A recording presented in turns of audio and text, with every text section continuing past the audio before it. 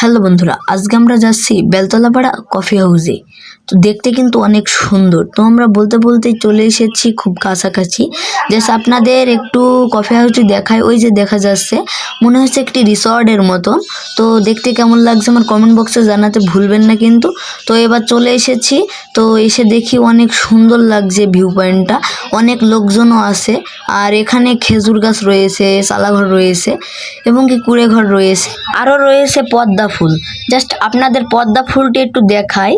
এই যে দেখুন কত সুন্দর পদ্মা ফুল দেখা গেল। চালাঘরে কিন্তু মানুষ বসে আছে, আর এই দেখুন পদ্মা ফুল। আর এখানে এক ভাই ভিডিও শ্যুট করছে, আর অনেক সুন্দর লাগছে। এখানে আপনারা এসে কে কে কফি খেয়েছেন আমার কমেন্ট বক্সে জানাতে ভুলবেন না কিন্তু। তো এসেই দেখি কত সুন্দর একটি ভিউ পয়েন্ট, আর এখানে কফি তৈরি করে। তো অনেক লোকজন এসেছে। আর এটা হলো উপরকার চালাঘর, আর এটা হলো রাস্তা। একল দিয়ে শামপুর দিয়ে আপনারা করে চলে আসতে পারবেন।